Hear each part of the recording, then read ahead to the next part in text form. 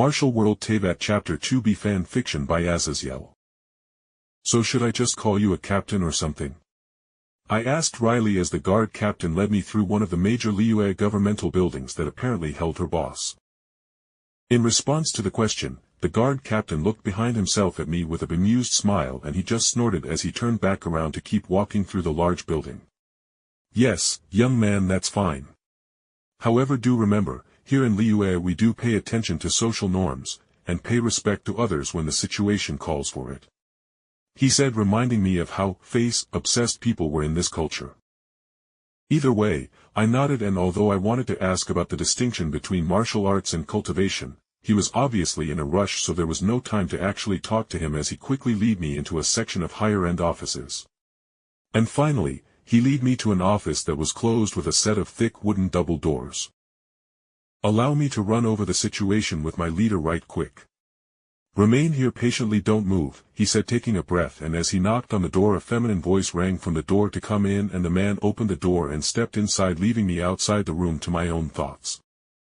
Thankfully, with being led into the area via one of the guard captains of the millionth, I wasn't harassed or anything, so I was allowed to think of the process in which I could bring about a tech uplift using the already processed materials available within Liyue.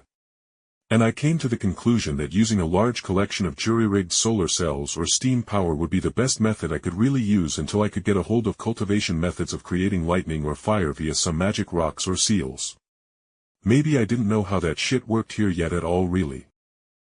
A couple of minutes passed as I made my mental list of materials I would need to make the steam engine and the solar cells, but finally, the door opened up.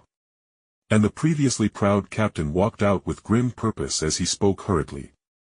Lady Kaching will see you now. I have a mission to do now though, so good luck, young man. He then power walked out of the office area, leaving my face twitching as I realized I would be getting to meet one of the named characters so damn soon.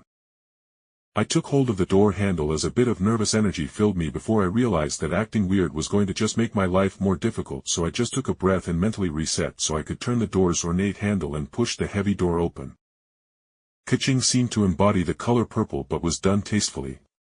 Her long hair was a somewhat light purple that was done up, creating little folded spikes that were similar to cat ears. Her eyes were a darker purple, and with her pupils were shaped like a diamond of all things. And even her clothes were almost entirely purple, just in different tones with some minor gold highlights. And by the gods, she was cute. If anything, her attractiveness made me more calm as I settled into old habits of chilling out around ladies so I didn't come across as some kind of spaz. Should I refer to you as Lady Kaching like the captain called you? I asked a bit wryly, and she snorted while rolling her eyes. Not needed, she said simply as she folded her hands in front of herself as she spoke regally.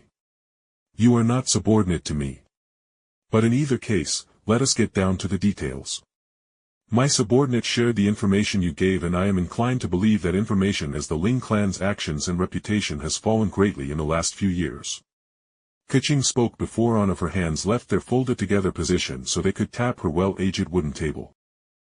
Now, I am currently facing some issues, one of which is the Ling clan themselves.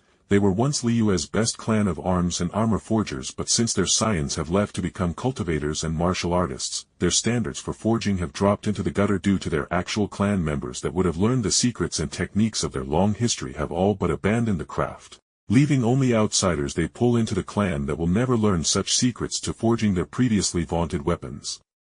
Kaching spoke, and I rose an eyebrow as I highly doubt she was offering me such a job to provide the Liyue millionth with their arms and armor. And my thoughts were correct as Kaching continued. Now Jake Barris was it? She asked, affirming what her captain obviously told her, and I nodded with her, continuing. I would like for you to inspect the latest shipment of swords and spears we received. Already, just from my soldiers taking them to the practice field, we have received reports of the blades shattering during merely training, which is utterly unacceptable.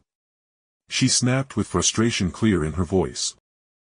While she visibly took a breath, I spoke bluntly. And what will I get for putting myself in the crosshairs for offending this long-lived clan that you are hesitating to censure? Her purple eyes tightened on me, and she realized I wasn't some sap. I was actually savvy enough to realize this wasn't going to be a good deal for my health, obviously. She bit her lower lip and asked wryly. And what do you want then? Instinctively, I wanted to retort 1,000,000 mora, but mora as far as I knew wasn't used as the common currency except for maybe with cultivators and martial artists, so I asked for the more needed option. I am a metallurgist and inventor. Sadly my savings and materials were lost on the road to Liyue, so all I ask is for something to get me started or some time here in Liyue.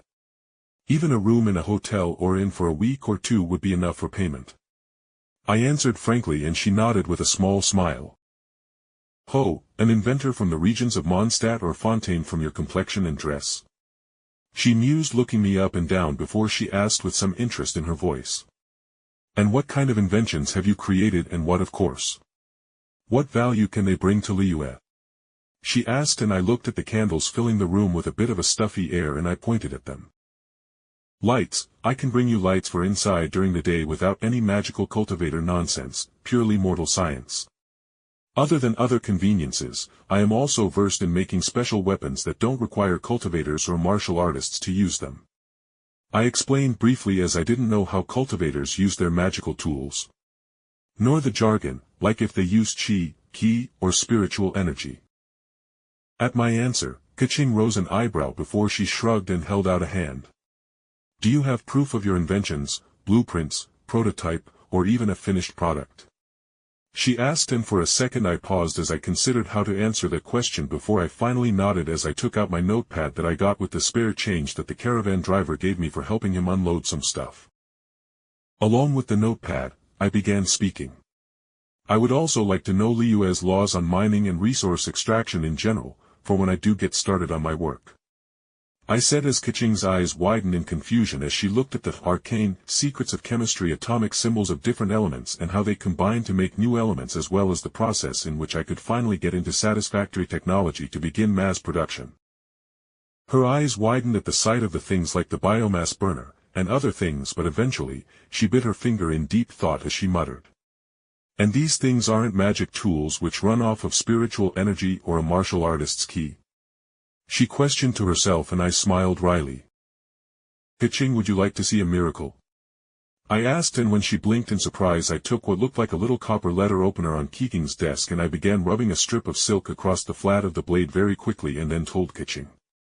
Poke the blade, I said with a mischievous smile, and as she reached forward a bright blinding spark shot from the copper blade to her finger, making a loud zapping noise and making her hand take back at a true blur that I couldn't follow as she looked at me in somewhat betrayal before her eyes widened as the sight caught up to her mentally.